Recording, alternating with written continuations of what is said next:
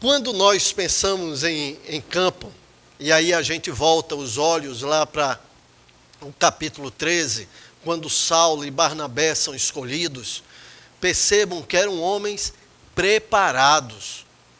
Eles não enviaram qualquer um.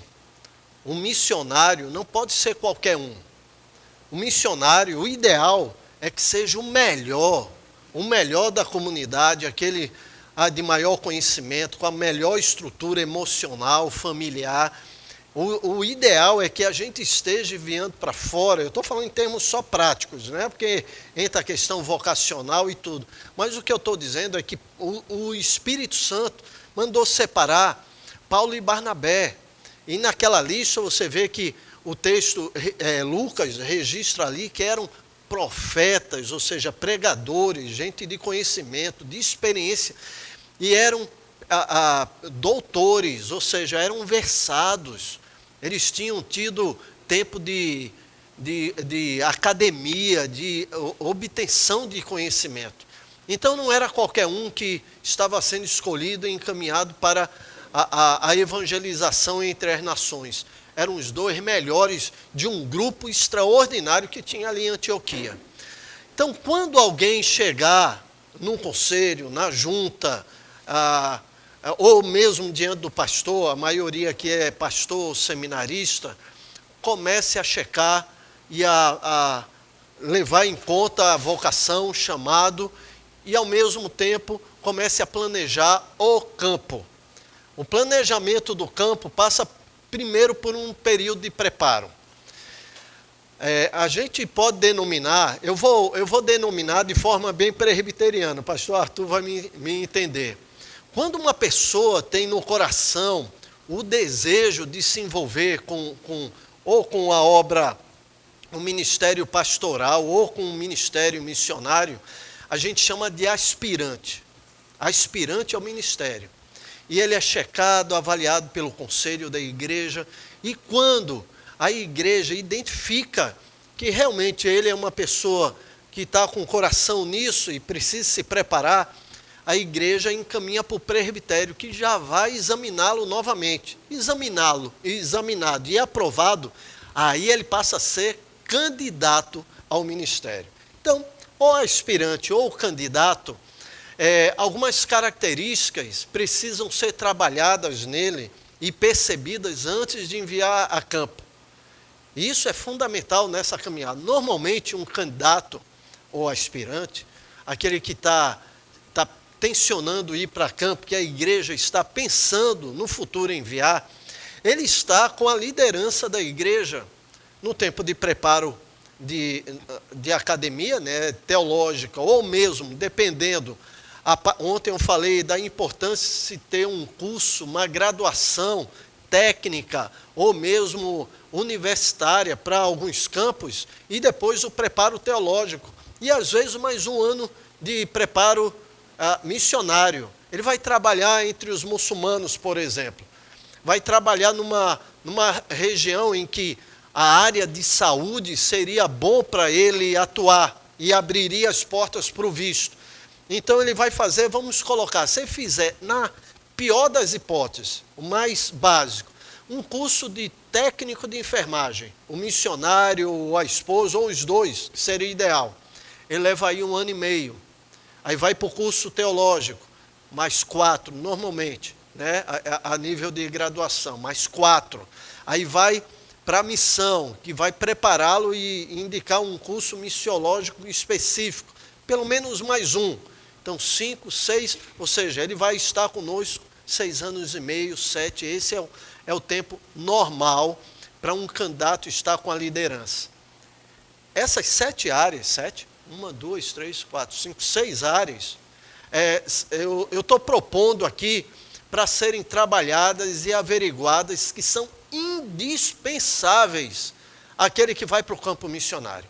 E elas não podem ser desenvolvidas lá, elas precisam ser desenvolvidas aqui, antes do missionário e a sua família serem enviados para o campo.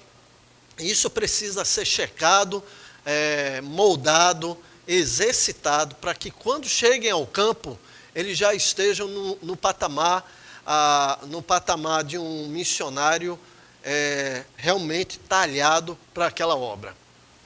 Então, algumas áreas que eu gostaria de citar e coloco aqui. Então, quem tem o livro aí, eu vou iniciar aí na página 44. Primeira coisa é convicção. O chamado é muito interessante, porque ele normalmente mexe muito com o emocional. Ele vai, ao mesmo tempo que ele coloca em xeque, e isso é muito normal, xeque em algumas áreas da nossa vida que são importantes. Por exemplo, se você vê a vocação de Abraão, ele precisa sair da sua casa, da sua terra, da sua parentela, da segurança dos pais, dos parentes, e sair para uma terra que o Senhor mostraria.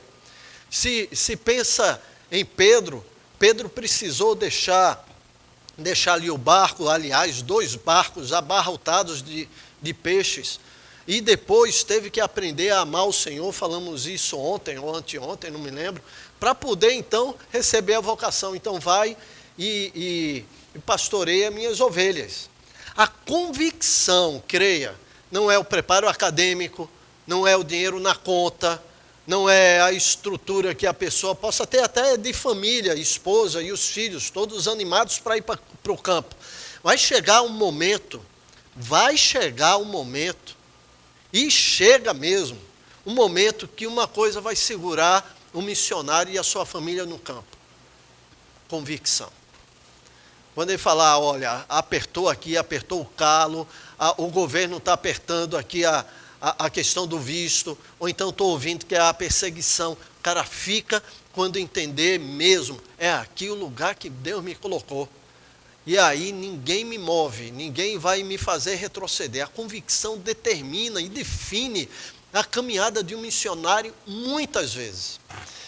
Eu quero citar só aqui o que o reverendo Ronaldo Lidório colocou sobre isso. Ele diz o seguinte: há entre nós uma má compreensão exegética e teológica do elemento essencial na vida missionária, que é a vocação. Não devemos nos enganar. O que segura o missionário no campo, em última análise, não é o apoio da igreja enviadora ou o companheirismo dos colegas no campo, mas sim a profunda convicção que o Senhor o chamou e a convicção da sua vocação ministerial. Então, o que Ronaldo está dizendo, olha, ele pode ter toda a estrutura, se não tiver certeza da sua vocação e que o Senhor o quer ali, primeiro aperto, ele pula fora. Convicção é fundamental. Isso precisa ser checado, trabalhado na vida do candidato durante aquele período. Gosto muito do que temos aqui no Palavra da Vida chamado Projeto Marcos. É um ano em que a pessoa que é trabalhada para a vida cristã, e alguns dizendo quero me envolver com o ministério, é colocado em crise, intencionalmente. E quando o aluno vai e assina, e o pastor também, e os pais também assinam o documento de admissão, eles sabem disso. No documento, eu não sei agora, mas na época que eu fui diretor, o documento dizia: o calendário e a agenda do Instituto Palavra da Vida tem prioridade ao calendário e à agenda do aluno e da sua família. Aí o pai assina. Aí é aniversário de 90 anos da avó de uma aluna. E vem todo mundo para a festa de aniversário aí na cidade, não sei das quantas. São 200 pessoas do Brasil toda. Aí o pai fala: olha, eu quero que libere aí na quinta-feira para minha filha vir, que vai ter um culto de 90 anos da avó dela, ou da bisavó, que seja. Aí o diretor fala: ó, não vai dar, porque vai ter aula. Como é? Vai ter aula. Isso é um absurdo. Crise. E ou a aluna continua e perde o culto dos 90 anos da sua vozinha ou bisavó, ou volta para casa. Isso é Projeto Marcos. A convicção precisa ser testada, checada na vida de um vocacionado antes dele ir para o campo. Segunda área, a área de integridade. Esse é um assunto que realmente a gente precisa checar e trabalhar. Eu passei 3 anos lá no norte trabalhando com ribeirinhos, nos anos 2008, 2009 e 2010. E a gente, durante a semana, ficava no Instituto Palavra da Vida Norte, trabalhando ali com os alunos, e final de semana a gente entrava para a comunidade sexta e voltava no domingo ou na segunda, dependendo da maré. Da maré mesmo, do rio, né? De se ela tinha condições de navegar ou não. Então, naquele tempo ali, nos 2 últimos anos, minha esposa cuidava da livraria. E havia uma regra anterior que os alunos não podiam comprar livro dividindo em 3 vezes, por exemplo. E aí Miriam foi perguntar por quê. Aí o diretor do Palavra da Vida falou, não, que já tivemos problemas, porque às vezes o aluno esquece de pagar. Ela falou, excelente. Querem trabalhar na integridade, no caráter, na segurança de um aluno, vamos deixar dividir, porque infelizmente não são poucos os pastores e missionários que vão a campo, e aí a gente vai visitar e bate lá na mercearia, na venda da esquina, e o pastor, o missionário, está devendo lá há meses. Eu sei que vocês nunca ouviram falar nisso, eu já ouvi uma vez ou outra. Cheque, que tipo de preparo, que tipo de coração, que tipo de integridade. A ideia da integridade é não haver rachão. Quando você pega uma peça e fala ela está íntegra, é que ela não tem nenhum rachão. Qualquer pessoa pode ter rachão. Até um crente pode ter rachão, porque a gente lida com isso. Mas um missionário tem uma falha, um pastor tem uma falha, então a integridade é inegociável. Por isso que quando se escolhe um oficial, também, ele precisa ser irrepreensível, diz Paulo a Timóteo. Eu não posso me demorar tanto tempo em cada ponto desse, senão eu só fico nesse ponto A hoje. O relógio aqui em Carpina anda mais rápido que em Recife. Eu gosto muito e aqui eu coloco o texto de Pedro. Pedro aprendeu na sua limitação na caminhada com Jesus, em todo o seu temperamento. Mas a primeira carta de Pedro, ele faz uma afirmação para as mulheres, que eu aprendi muito a respeito do testemunho, e o missionário, ele é, assim como a igreja é essencialmente formada de testemunhas, o missionário vai para ser isso. Ele é testemunha, ele vai para viver o evangelho. E ele tem que impactar com o que ele é antes de impactar com o que ele fala. Isso é fundamental em qualquer nação ou em qualquer ambiente social. Ou seja, as pessoas ouvem alguém falar, mas primeiro vão atestar a vida. Aquele texto de 1 Pedro capítulo 3 vai falar sobre a submissão da mulher ao marido. E esse é um texto desafiador. Meu assunto, pastor, não é casais, né? Eu já vim aqui falar para os casais, mas eu queria que as mulheres depois olhassem esse texto. 1 Pedro 3, o versículo 1 só. Quem lembra o que Pedro diz ali? Rapaz, estão cansados, né? Porque eu cito um texto, está todo mundo olhando com o olho parado, não mexe nem na Bíblia. Por favor, dê uma olhada lá. Pedro vai dizer o seguinte: mulheres, sejam igualmente, pelo menos uma versão fala assim, sejam igualmente submissas aos vossos maridos. Lembram desse versículo? As mulheres lembram? Lembra? Mas quando ele fala, falar que a turma senta atrás, porque a pergunta sempre vai para frente, a irmã sentou na frente e dançou, não é? Aí eu falei que não ia fazer uma pergunta, mas é bem fácil. Quando aí fala, semelhantemente, irmã, ele está se referindo a quê? Veja que é uma expressão que faz uma ligação. Ele começa o capítulo aí dizendo, as mulheres, algumas versões falam semelhantemente, outra versão fala de igual forma, tem outra versão aí? Do mesmo modo, sejam vocês submissas ao vosso próprio marido. Sabe a que ele está se referindo quando fala igualmente? Oi? Quer arriscar? Não. O marido deve amar a igreja, mas segura a sua resposta aí que ela é boa. O marido deve amar a esposa como Cristo amou a igreja. Segura aí.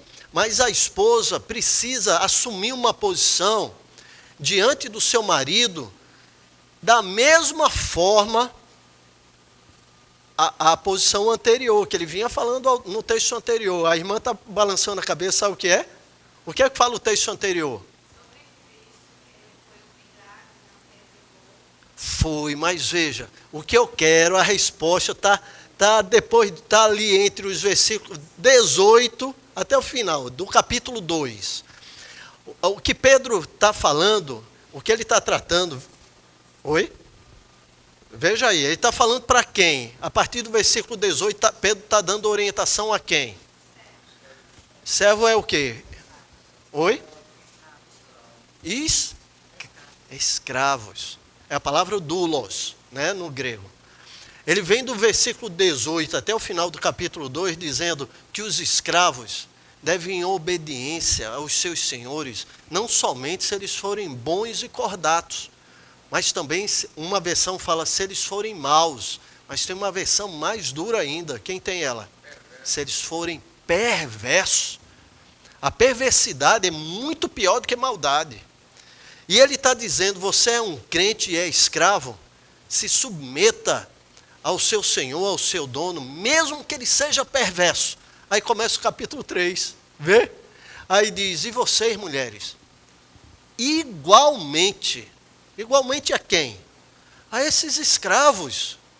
Se submetam aos seus maridos, mesmo que eles não obedeçam a palavra, porque pelo porte de suas mulheres serão ganhos, sem palavras.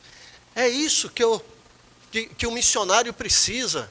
Se o missionário chega no campo, mal consegue falar a língua do lugar, mas ele é íntegro, ele vai impactar a pessoa com quem ele tiver contato, sem palavras, só pela integridade. Esse é o desafio de Pedro. Aí quando Pedro fala para as mulheres, ele fala então, resumindo, qual a posição que a mulher precisa assumir diante do seu marido. Não que o marido deva considerá-la, mas ela assumir diante do seu esposo. Qual é a posição de? Deixa as mulheres responder, rapaz. Você se animou demais. Então diga para ele aí qual é a posição que a mulher precisa assumir. De escrava. Ou seja, ela vai acordar de manhã e pensar, o que é que uma escrava pensa? O que é que meu senhor precisa? O que é que meu dono está querendo? E ela acorda para satisfazer as vontades do seu marido. Espera aí que eu não terminei o argumento não. Aí eu vou aqui para a irmã Rosa. Para a irmã Rosa, que lembra o texto de Efésios. Agora, os rapazes, prestem atenção aqui.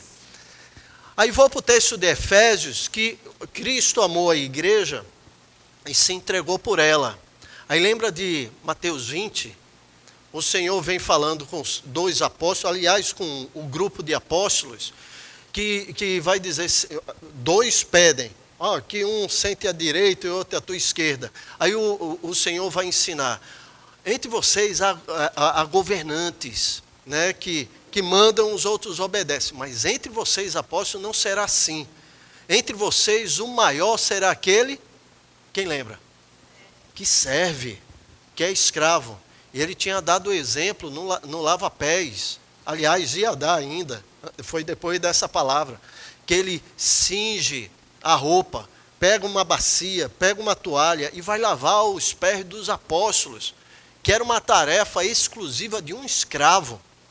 E aí, no capítulo 20, ele fala, porque o Filho do Homem não veio para servir, mas não veio para ser servido, mas para servir e dar sua vida em resgate por muitos.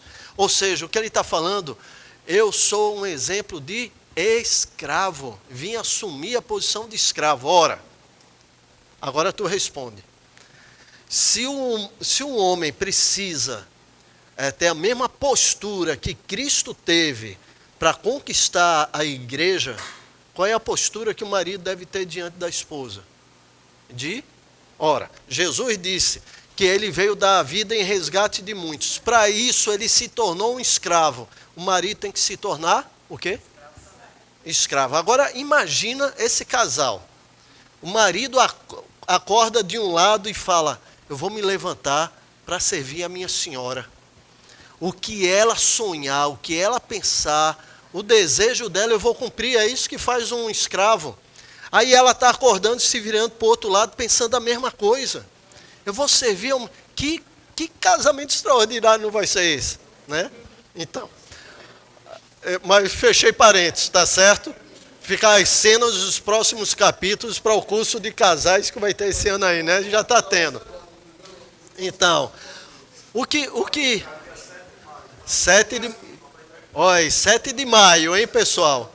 Venham aprender a ser escravos bíblicos. Só que não é o marido levantando dizendo: não, o pastor Sérgio falou que ela tem que ser escrava. Não é isso, não. É você se levantando para dizer: eu sou escravo dela. Aí ela se levanta dizendo: eu sou escrava dele. E aí é um se doando ao outro, um servindo ao outro, um interessado no que o outro precisa e quer, e correndo para atender. Que coisa extraordinária. Precisa ser assim na igreja também, quando Paulo escreve aos Filipenses, dizendo: cada um considere os outros superiores a si mesmo. É como você entrar na igreja e pensar: eu sou soldado do raso, todo mundo é coronel, o que mandarem eu faço. O cara entra como servo. Aí, só que o outro irmão que entrou, que está lá sentado, a quem você quer servir, ele fala: não, eu sou soldado raso, os outros são coronéis. Então ele está disposto a te servir também, a um servindo ao outro. Que igreja extraordinária. Só que parece que nossas igrejas só tem coronéis, né? Pelo menos na minha. Na tua é uma benção, só tem soldado, todo mundo servindo. Aí, fechando parênteses, a integridade. Por que eu puxei esse texto de Pedro? Porque o padrão da mulher, o que vai causar impacto na vida do marido, é a vida daquela mulher. Porque não é a aparência dela. É isso que Pedro está falando. Tem alguns irmãos que falam: não, a mulher não pode pentear o cabelo, não tem que andar com o cabelo enroscado, não pode pintar unha, não pode botar batom, não pode usar. Porque Pedro diz isso. Pedro não está dizendo nada disso. O que Pedro está falando, o que vai impactar a vida de um homem descrente, não é se ela se arrumar, né, sensualmente, não. Ela pode ser uma mulher que precisa se cuidar, não estou dizendo que não precisa. Ela pode ser até uma mulher não atraente fisicamente, mas não é isso que vai afetar a vida de um homem. A sua integridade, sim. É isso que Pedro está dizendo. É pelo porte ligado à palavra. E o padrão aí que Pedro coloca é a palavra. O quanto ela, vivendo a palavra, vai impactar a vida de um homem, mesmo que ele seja descrente e ímpio. E vai ser ganho pelo porte da sua esposa. Depois leiam o texto de Pedro. Fechado? Tá, joia. Então, a integridade. O candidato, ele precisa ser checado e precisa ser trabalhado na sua vida cristã. Deixa eu ir para o terceiro ponto. Humildade. Essa é uma área difícil na natureza humana. Eu acho que desde o Éden, um homem tem dificuldade nessa área da sua caminhada. Eu vou só chamar a atenção de um texto que eu coloco aqui, que a gente aprende muito. Saul foi colocado para liderar Israel. E Saul foi colocado e Deus mandou Samuel ungí-lo rei.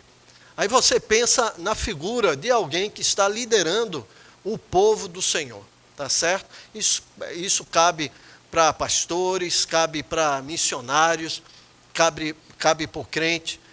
O desafio de viver em humildade, porque a humildade precisa ser marca do cristão, quanto mais de um missionário que está indo para o campo. Ele não pode ser um arrogante, achar que está indo para ensinar um povo que não sabe nada. Ele não pode sair daqui achando que é preparado, afinal de contas, fez o curso lá no seminário do Nordeste e depois fez pós-graduação não sei aonde, e aí ele está preparado para o que der e vier. Ele vai quebrar a cara, e ele não vai produzir. O texto de Samuel, que descreve um momento da vida de Saul, eu coloco aqui, deixa eu só achar, é aqui mesmo, na página 47. 1 Samuel, capítulo 15, traz a história que é conhecida dos irmãos, só vou citar. Saul saiu para destruir os amalequitas, os midianitas, era para destruir todos ao fio da espada, não deixar nada em ninguém. Homem, animais, crianças, mulheres, os irmãos lembram disso. Aí Samuel é acordado pelo Senhor, diz: Saul me desobedeceu, me desonrou. E Samuel então fica indignado. E aí Deus fala: não, ele está rejeitando a mim, não é a ti. Samuel sai para se encontrar com Saul. E aí ele pergunta por Saul. Já chegou Saul, ele está no Carmelo. Aquele momento no Carmelo, para mim foi sintomático. Duas coisas me chamam a atenção em Saul. Nesse ponto, eu nem vou tratar do texto todo, só esse ponto do Carmelo. Duas coisas. Primeiro, ele vinha trazendo Agag amarrado à sua carruagem. Isso aí sempre foi feito pelos reis ímpios, que traziam um rei que foi subjugado como um sinal de que ele era o rei.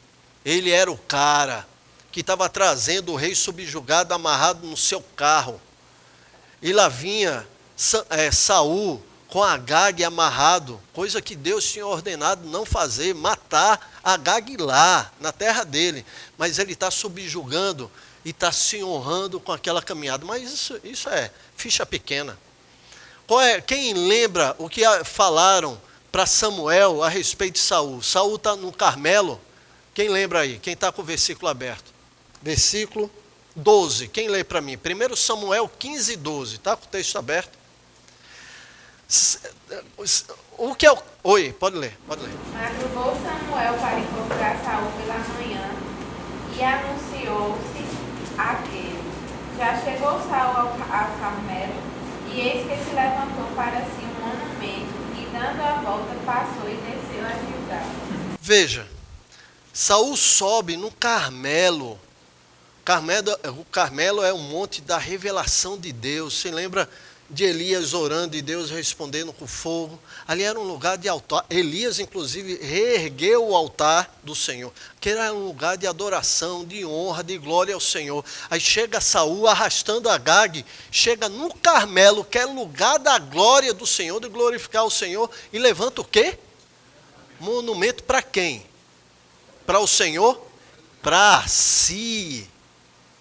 E para mim, ali é o grande sinal de onde Saul estava. E é claro, foi rejeitado. Não conseguiu seguir na condução do povo de Deus.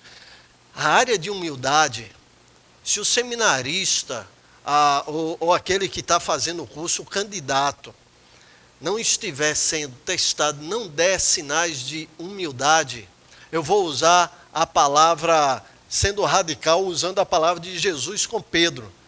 Quando Pedro, não lave os meus pés, se eu não te lavar, quem lembra? Tu não tens parte comigo.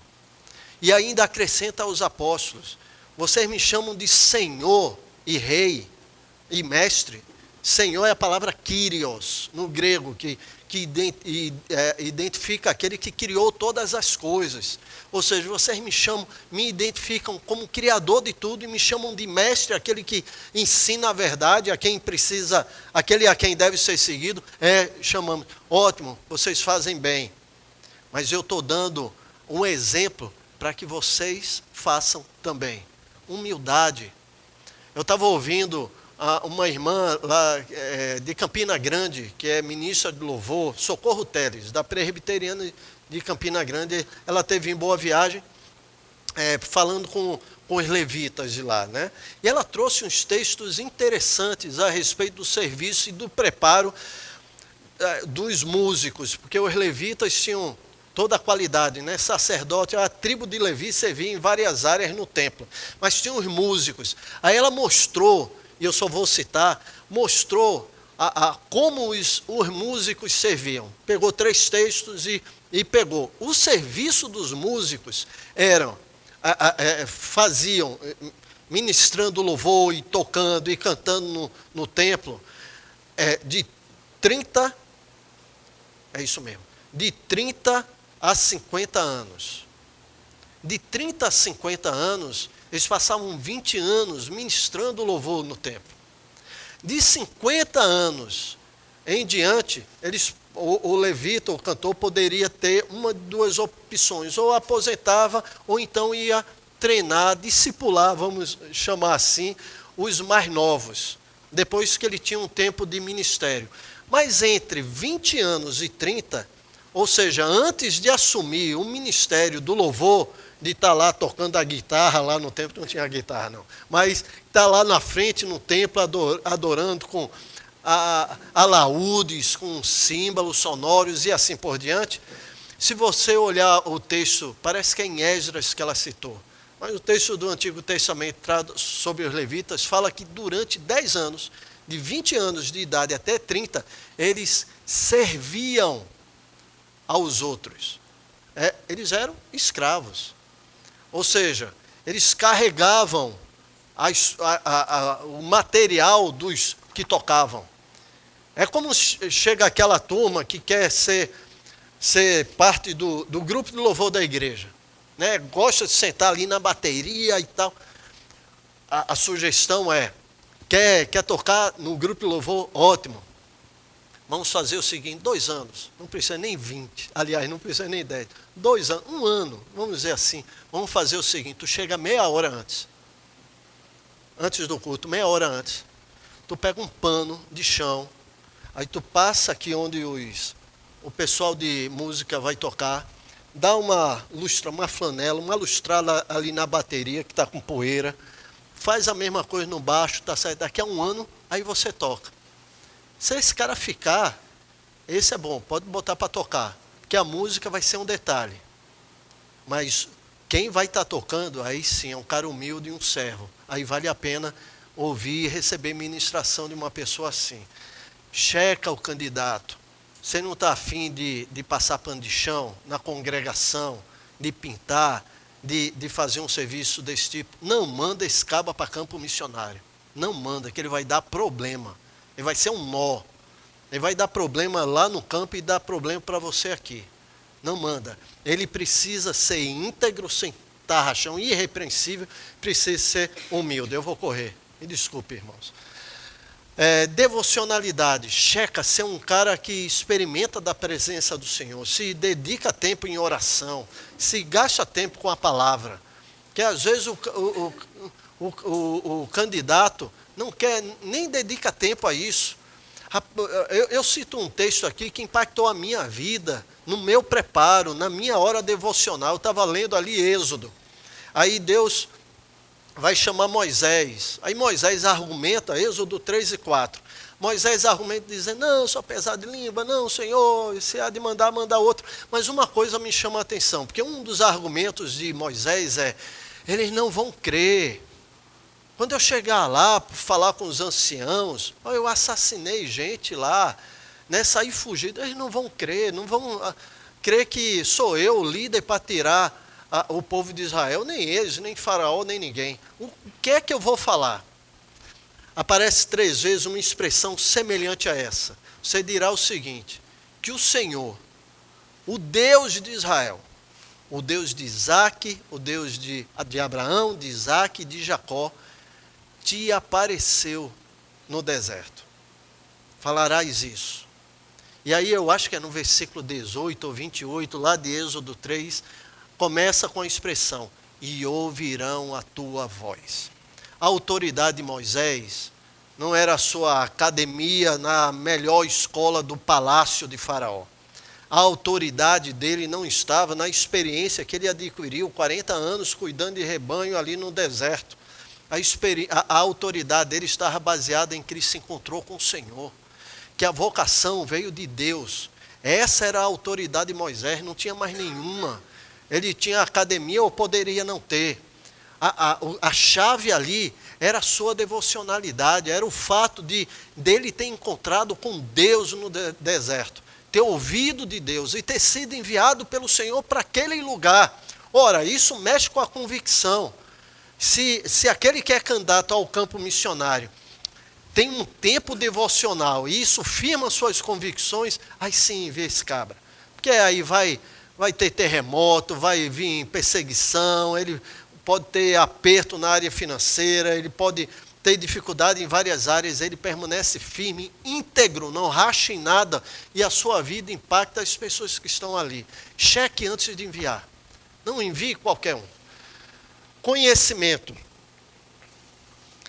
Quando eu falo sobre conhecimento aqui, eu estou falando sobre a questão da experiência. Porque às vezes a gente lida com conhecimento somente com a parte acadêmica, né, de poder responder qualquer pergunta. Mas o conhecimento aí é estar preparado para toda e qualquer situação. Eu coloco aqui umas sugestões bem práticas. Por exemplo, vamos imaginar um seminário por 4 anos. Aí eu proponho aqui, pegue o seu candidato e durante o primeiro ano, deixa eu ver até o que eu proponho aqui, nos finais de semana, né, durante a semana está estudando, em vez dele ficar ali na igreja, assim, com ar-condicionado, vendo louvor, coisa boa. Primeiro ano, coloca ele num trabalho evangelístico da igreja, num trabalho de ação social, para ele entrar nas favelas, para ele ir lidar com o carente. Bota ele para evangelizar de porta em porta, ter experiência de evangelizar em outro lugar que não seja o dele. Aí, isso no final de semana, sair para investir tempo com isso. E eu vou colocando proposta para cada ano.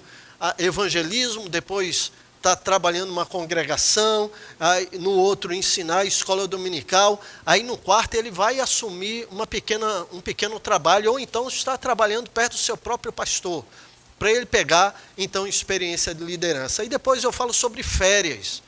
Ora, ele precisa, em projetos de férias de seminário, pega umas férias dele, um período das férias, se é um mês, 3 semanas, bota ele para trabalhar no acampamento, outras 3, bota ele para o interior mesmo, lá para o sertão, um lugar difícil, uma cidadezinha pequena.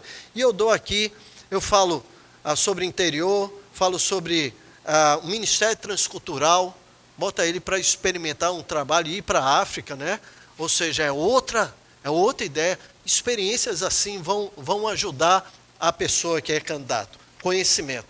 E, em último lugar, eu listo ali, não é por a posição de importância, mas eu coloco a família, porque a gente fica falando, sempre fala sobre o missionário e o preparo dele. Só que quando o missionário vai, se ele é casado, vai a esposa, e se ele tem filhos, os filhos.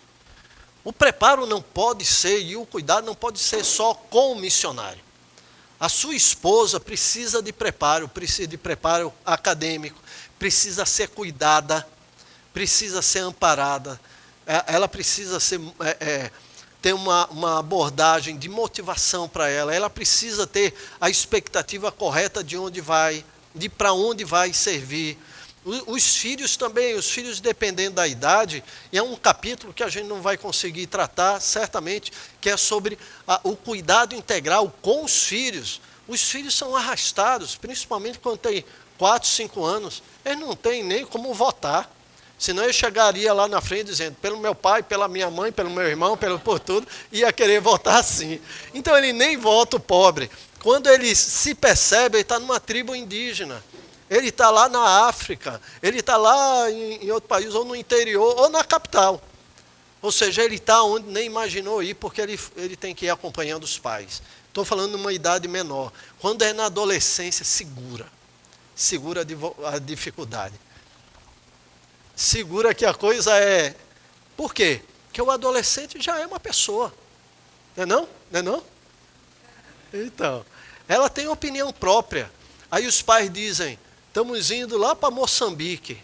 Ai, boa viagem, papai. Vai na paz, mamãe. Para ir, veja, um adolescente, qual é a tua idade? 13 anos. Aí vamos ver que esse casal fala, não vou ficar mais em Carpina. A gente vai para o Afeganistão junto com aquele pastor. Aí aquela ali tem que, em vez de usar essa calça colante e essa camiseta aí cortada, ela vai ter que usar uma roupa que cobre o corpo todo. E um véu, talvez fechando a cara. Aí ela vai dizer, que é isso? Isso não dá para mim não. E ela vai, porque 13 anos não dá para ficar aqui. Ela vai ter que acompanhar os pais. E não é só uma questão da cultura, uma nova cultura que ela vai ter que assumir.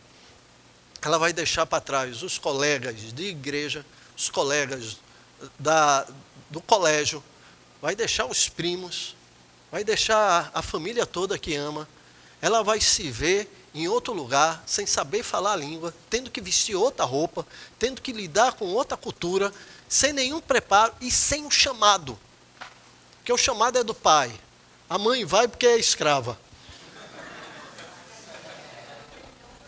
Ou seja, quando você tiver o candidato, quando o cara chegar lá na sua junta lá de líderes da igreja, ou no conselho da igreja, que quer que seja, a esposa precisa ser ouvida, precisa não só ser ouvida, ela precisa ser trabalhada e precisa criar a expectativa correta do campo. Não foi um missionário só, e a gente faz isso principalmente quando é em missões transculturais. Eu me lembro de um casal conhecido, que os dois saindo do seminário, que ela fez seminário também, entusiasmada para ir trabalhar em Angola. No ano antes de irem para Angola, estavam concluindo o curso, aí foram fazer um estágio em Angola, e na região onde iam trabalhar. Voltaram, e ela disse, meu filho, nem pense, nem pense, nem pense. Minha esposa foi lá trabalhar comigo entre os ribeirinhos, só que a gente morava na escola, passava o final de semana lá, nem sempre ela ia, mas quando ia, era um sufoco, uma coisa. Ela dormia em rede, na maior tranquilidade, tomava banho de cuia, né? A gente puxava a água do poço, ia para um banheirinho e era água de cuia gelada. Mas para ela, o tal do banheiro, de ir num cantinho e ter um buraco, aí ela falou, isso não dá para mim. Então, ou seja, a expectativa correta precisa passar por toda a família. E a igreja precisa tentar juntar recursos para que o missionário tenha contato, porque não adianta olhar pela internet, que a internet tem uma imagem que nem sempre é a verdadeira. A internet não tem cheiro, não tem temperatura. Eu me lembro de um irmão que quis ir lá para Belém, para dar uma entrada comigo no Ribeirinhos. Falei, pastor, a gente vai passar, eu e minha esposa, jovenzinhos eles, num hotel aí, a gente achou um bom preço, o hotel, me fugiu o nome do hotel, e disse o nome, Guamá. Falei, Guamá, e lá fui eu para a internet. Aí quando eu olhei, eu sabia qual era o hotel. Rapaz, pense em uma foto linda. Nunca vi a capacidade de transformar alguma coisa que não preste em tão lindo. Aí eu liguei para ele aqui em Recife. Rapaz, ó, tu vem aqui para casa. Com todo o sofrimento ainda é melhor do que aquilo lá. Tu vem para cá. E não, pastor, fique tranquilo. Aí eu falei, olha, eu vou fazer reserva em outro. Se você quer passar a semana, porque ele queria passear com a esposa, né, e conhecer os lugares, antes de ir lá para a comunidade ribeirinha. Eu vou fazer reserva em outro hotel. Mais ou menos no mesmo preço, fique tranquilo. Mas venha, aí ele chega. Rapaz, você não tem ideia do local onde era o hotel e como eram os quartos do hotéis. Porque não tinha cheiro. Aí você fala, não, o Senhor está me chamando para ir para Moçambique. Você olha, tem cada foto de Moçambique extraordinária. Até eu quero ir também. Mas quando chega lá, você sente o calor do lugar, o cheiro do lugar. Vá para a Índia. O que eu estou querendo dizer é que a família, ela é mandada para o campo. Esse tempo de 4 anos precisa ser bem trabalhado. Não bota ele para passar no seminário, fazer as notas, pronto, está aqui o diploma, está pronto para ir embora. Não está. se aproveitar, se não tiver o cuidado de acompanhar o candidato, a esposa, e se tiverem os filhos, sendo adolescente, criança é mais fácil. O problema da criança, já que nós não vamos falar tanto, não é tanto a ida, mas uns 5, 6 anos depois, a volta. Aí começa o problema, porque ela já não vai ser brasileira, ela vai ser afegã, porque cresceu, chegou lá com 4 anos, não conhece outra vida. Esse filho do missionário da igreja que foi para Bangladesh, quando ele chegava aqui para comer, ele sentava num restaurante e queria comer nada. Comia o que toda criança e adolescente gosta de comer, era a única coisa que ele encarava. Batata frita. Mas feijão, ele quase bota tudo para fora. Porque não comia. E feijão, o brasileiro feijão é deles, mas é feio. Se você parar para pensar, um negócio preto, cheio de caroço, boiando. Na verdade, ele nunca... Ou seja, não era uma comida normal.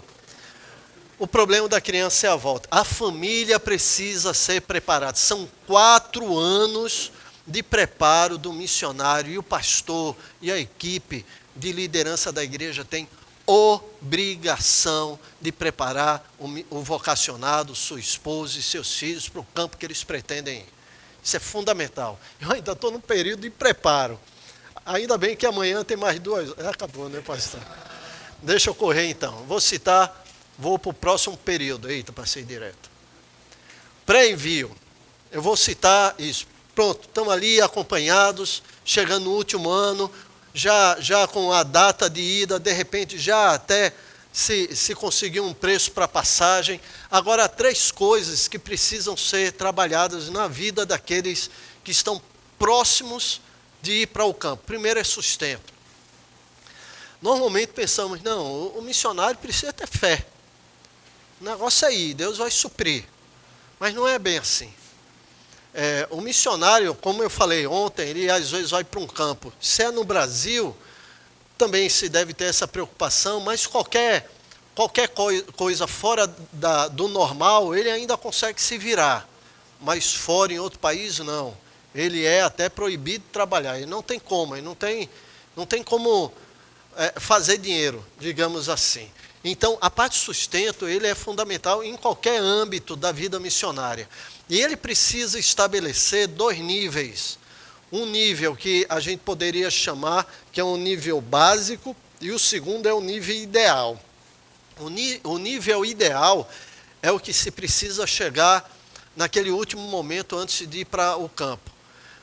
E tem um mínimo, eu não vou fazer um orçamento aqui, mas que cobre todas as despesas para ele ter lá tudo pago sem qualquer tipo de problema. Não se pode mandar um missionário com sustento abaixo desse nível, que é o nível mínimo. Isso não é fé. E abaixo disso não é fé. É irresponsabilidade. É assim que eu encaro.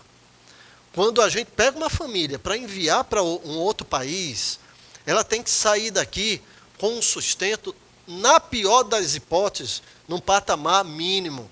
Porque no campo, muitas vezes, isso é complementado. Porque tem igreja parceira, que aí vai um missionário, estamos pensando em ir no próximo ano, tá jóia, vamos estar orando. Mas o cara ainda está para ir, a igreja não se compromete. Mas quando está lá e volta um ano depois, que é um bom tempo da primeira vinda, quando vai para um campo assim, transcultural, aí as igrejas começam a se associar porque ele já está no campo. Mas aquele mínimo não pode sair para o campo missionário sem ele. Eu trato sobre isso aqui, com mais detalhes, tá certo? Outra é quebra de laço. Essa é uma área muito difícil. Ou seja, como eu estava falando sobre adolescente, mas não é adolescente, não é todo mundo.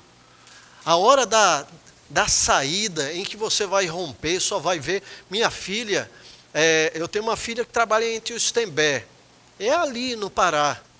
Ou seja, final do mês agora, eu estou indo para a reunião da diretoria da MEIB, que ela faz parte, ela mora em Paragominas, a 500 quilômetros de Belém, para onde eu vou. E ela está vindo com o marido para encontrar comigo. Aí a mãe, semana passada, Eu ia sozinho. Aí a mãe, ela está grávida. Caiu no choro do meu lado. Porque a minha filha está grávida, 4 meses e meio. Você vai ver a barriga, eu não vou ver. Aí começou a chorar. Minha filha, entra aí na internet, por favor. E acha uma passagem, vamos lá para a reunião. Tu fica com tua filha e eu fico na reunião da diretoria. A ideia de ver, como eu estou falando, Sofia está ali no Pará, ou seja, você pega um avião com 5, 6 horas, no máximo está ali, e ver Sofia todo ano, uma vez só. Quando vier o netinho, chegar o netinho, aí eu só quero ver o sufoco. Mas ver a filha, ela vai. Ela não deixa a Sofia, que é a minha filha, no aeroporto. Ela não aguenta, fica chorando. Toda vez que Sofia vai embora, sabendo que vai ver, se Deus permitir, vai ver no outro ano. O que é um bom tempo. Agora, há campos que não tem como vir todo ano. Você vai lá para o lado da Ásia, não tem como você vir como missionário. Se você for solteiro, ainda dá. Mas você, esposa, 2, 3 filhos, não tem como vir todo ano aqui no Brasil.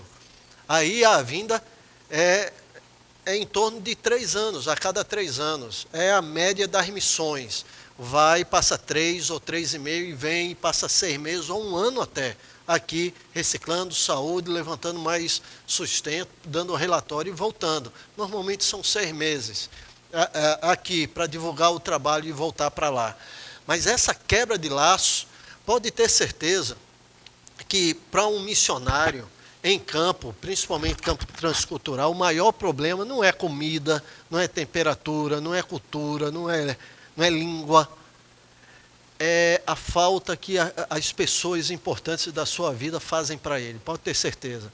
Eu passei esses 3 anos ali no Pará, também pertinho, né, falando por telefone, com toda a facilidade, mandando e-mail, e a gente sente falta da igreja, da família, ali. Imagina 3 anos fora, sem poder, vamos correr ali para um shopping. Não, 3 anos sem conseguir ver, sem conseguir contato. Essa quebra de laços precisa ser trabalhada mesmo, tanto pastoralmente quanto psicologicamente, para a saída dessa família missionária para o campo.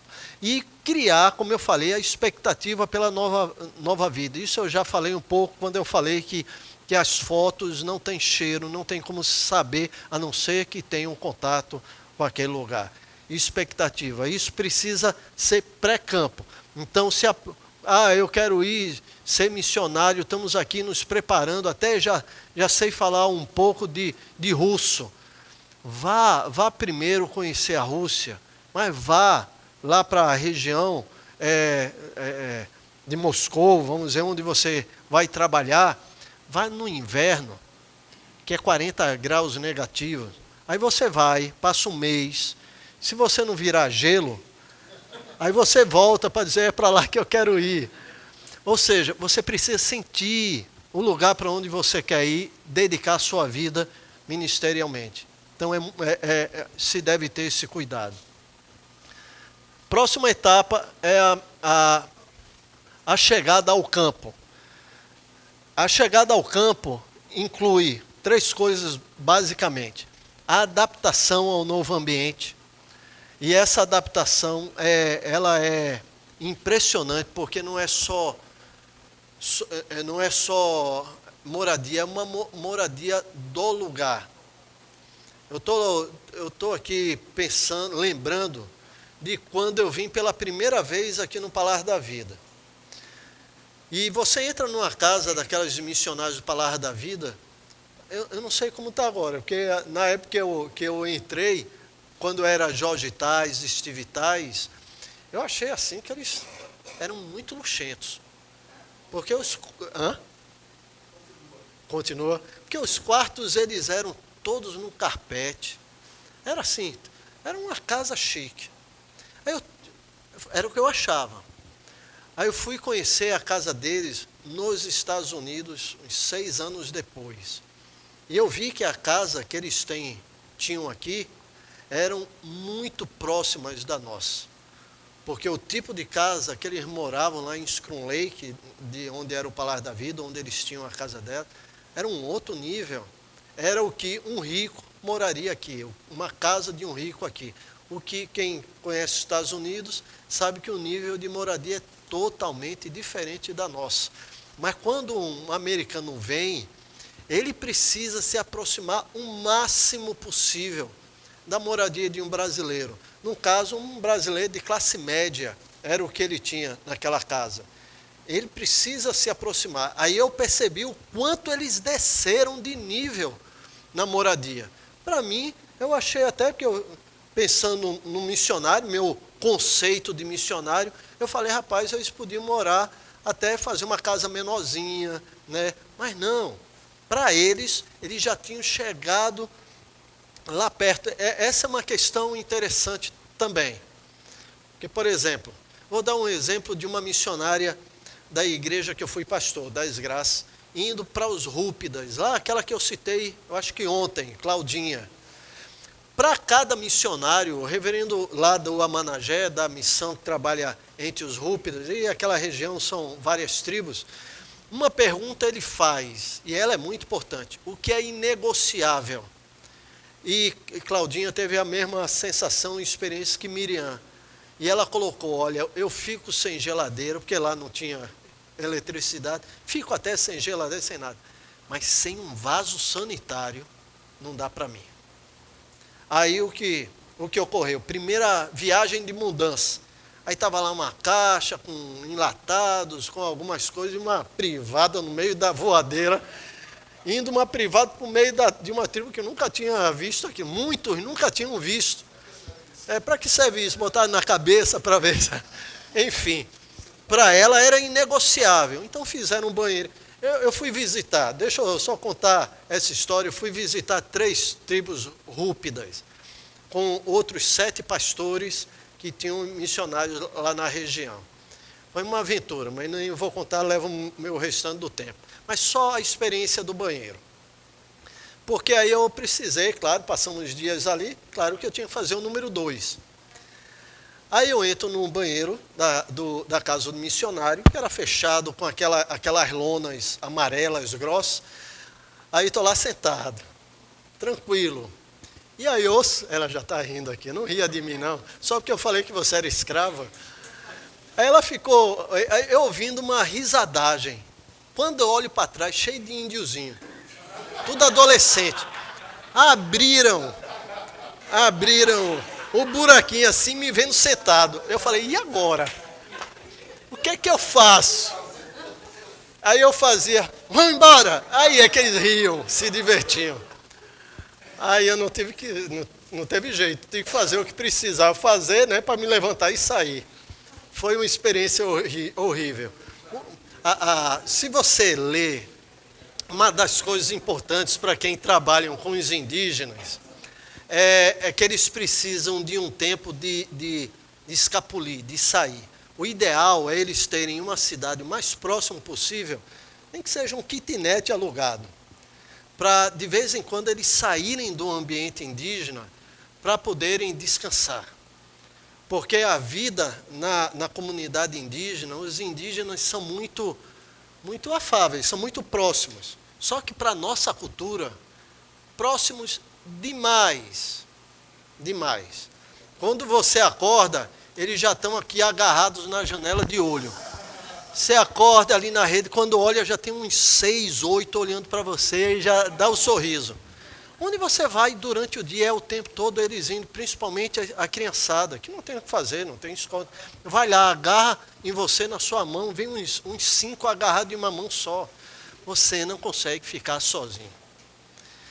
Então, essa assimilação de cultura, de lugar, de moradia, é aquele primeiro momento, é onde a ficha cai. E aí, não só a agência precisa ter esse cuidado, mas aqui o pastor, estamos orando, né? Ele não vai dizer toda a luta, ele não vai, normalmente não diz, pastor, estou pensando em voltar, isso com uma semana, eu estou pensando em voltar, que eu não consigo ir nem no banheiro.